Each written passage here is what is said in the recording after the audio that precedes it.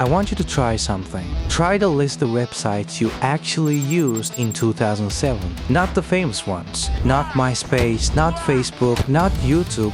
The other ones. The sites in your bookmarks. The ones you typed in without thinking. The ones that ate 2 hours off every evening for 3 years and then disappeared from your life completely. It's harder than it should be, isn't it? The internet does this thing where it keeps the famous dead and forgets the useful dead. GeoCities gets retrospectives. MySpace and AIM gets retrospectives. The stuff that filled in the rest of our days, the actual texture of being online in 2007, that just got memory hold. And the longer I sit with it, the more I think the forgetting isn't accidental. It's curated. We picked which sites we kept, and the picking was quietly weird. There's one site in particular I want to get to in this video. The one whose name, when I say it out loud, about a third of you are going to physically wince at. I'm not going to tell you which one yet. Take the long way with me. Photobucket hosted basically every image on the early internet that wasn't on a personal site. Forum signatures, eBay listings, forum avatars, or whatever picture your friend used as their MSN display. If it was a JPG and it was on someone else's website, there's a strong chance Photobucket was the warehouse it was actually living in. The interface itself looked like a shoebox of someone else's wedding photos. Pale layout, blue header, your username in the corner. Before any of that, there was the ritual of uploading. You'd click add photos. You'd select files from your hard drive. The progress bar would start. The progress bar would freeze. The "Are you sure you want to leave this page?" warning would fire if you so much as moved your mouse near the close button. The album you eventually generated had a URL with some random alphanumeric folder name, which would then be hot linked into thousands of forum posts over the next 2 years, and much later, broken simultaneously. Once the upload finished, Photobucket gave you a little box of share options, direct link, HTML for forums, IMG code in BB code brackets. You'd copy the IMG code, paste it into a forum reply, hit submit, and there'd be that half second of dread before the image rendered, where you weren't sure if you'd grabbed the right URL or accidentally pasted the email link instead, which would render as a hyperlink to your own profile and, somehow, feel worse than getting it wrong any other way. Because every so often you'd hit a forum post and there'd be the placeholder, the little gray rectangle, white serif letters, bandwidth limit exceeded. Sometimes a tiny broken link icon next to it, which meant some teenager in Ohio had used up his free tier because too many forum threads had embedded his Naruto avatars that month, and now the whole post would collapse. You'd be invested in someone's argument about which Linkin Park song was actually the best, fully ready for the meme image at the bottom that was supposed to settle it, and instead you'd get the gray box. Their whole point evaporated into Photobucket's billing system. You learn to read around it, you learn to fill in the punchline yourself based on context, which is a small skill that has no name, no replacement, and no way to prove you ever had it. Photobucket eventually killed its own free tier in 2017 and broke approximately the entire archived internet in a single afternoon. Years of forum threads, gone. Wedding planning blogs, gone. eBay listings full of placeholder gray boxes for products that had long since been bought, returned, and resold.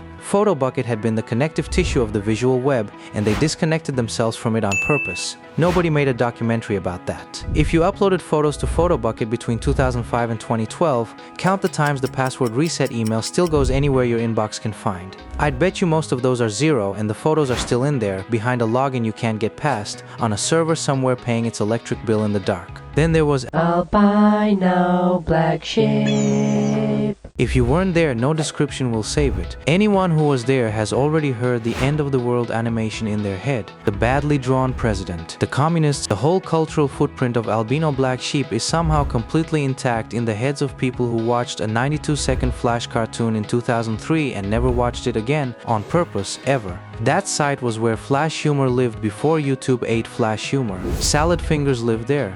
Numa Numa sort of lived there. Half-baked stick figure animations with surprisingly good voiceovers lived there. You'd send a link to a friend over MSN, they'd send 3 back, and your evening was decided. eBaum's world was the louder cousin. More forums, more memification, more guys posting in all caps about whatever was on their mind that day. eBaum's was where you went when you wanted to feel slightly worse about being a person. They were both running on Flash, which Adobe quietly buried at the end of 2020, alongside a generation of internet humor that had no other format to live in. There are entire Flash cartoons that are now technically extinct. There are people who still quote them and don't know why nobody under 25 understands the reference. There was no recommendation algorithm on any of these sites. The front page was a list of titles, sometimes with a thumbnail, sometimes not. You clicked based on the title alone. Man hits face with shovel. You watched it. That's exactly what happened. Half the links took you somewhere your school's filtering software would have screamed about, and the other half took you to a 90-second loop of an animated banana yelling.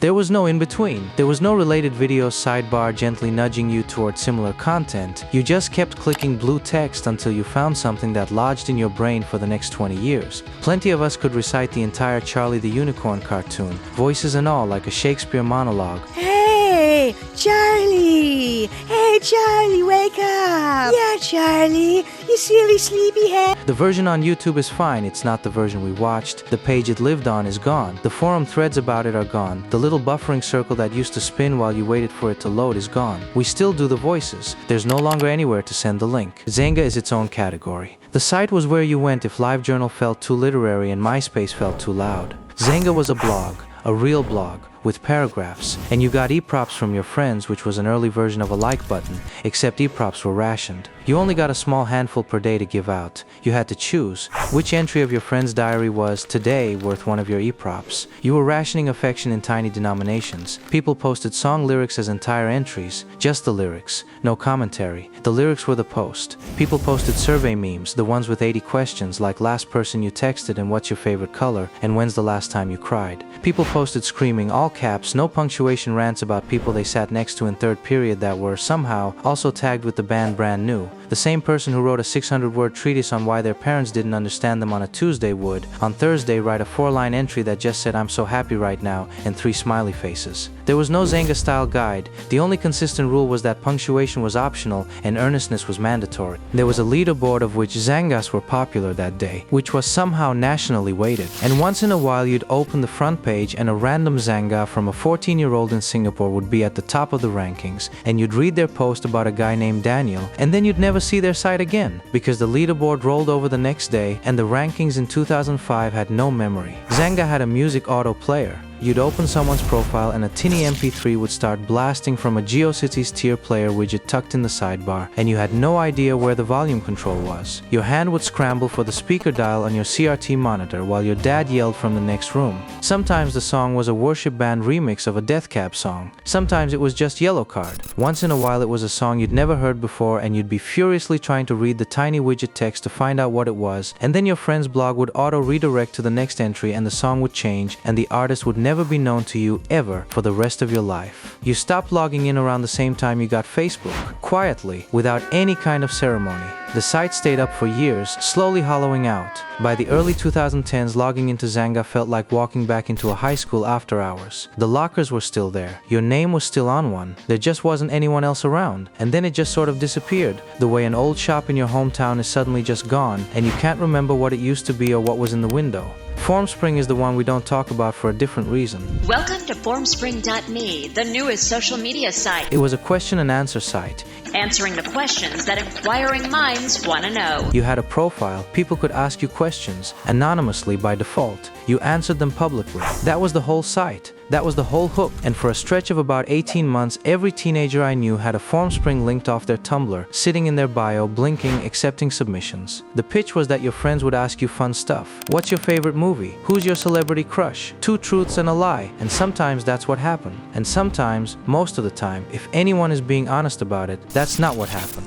The anonymous question box turned out to do exactly what an anonymous question box does when you give it to a 16-year-old. People found out things about themselves they hadn't asked to find out. People's day got ruined before first period. Whole friendships went up in smoke over a single anonymous Formspring question that we all knew secretly who'd written. And the worst part of it was the rhythm, the little envelope icon next to your name. 3 new questions. You'd open the page and they'd all load at once, none of them attributed to anyone. Some of them were genuinely sweet. Some of them were the worst things anyone had ever said to you. Basically, a lab experiment in what happens when you remove all friction from saying the worst thing you're thinking. And we ran that experiment on each other, for fun, for about a year and a half, and then we just sort of stopped talking about it. Formspring shut down in 2013. By then it had already drifted off stage culturally. The cycle had finished. Tumblr added an Ask Me Anything box. Curious Cat showed up later.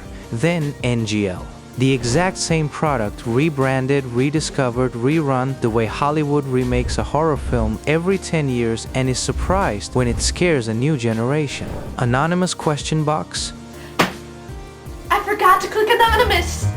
Teenagers, what could go wrong? We've now done this 4 or 5 times in a row in public, and we still act each time like it's a new idea. The site is gone, the screenshots are gone, the answers we typed at 1 in the morning trying to sound okay are gone, the notification email that said you have a new question is gone. The feeling of seeing a number next to your name and not knowing if it was going to be nice or not is mostly gone, which on balance is probably for the best. But it does prove a point about which of these sites we keep and which ones we let slip. The ones we let slip are the ones that, if you describe them honestly to a person in 2003, would have stopped them cold. We don't write fond reminiscences of those. Anyway, there's a reason it doesn't make the highlight reel.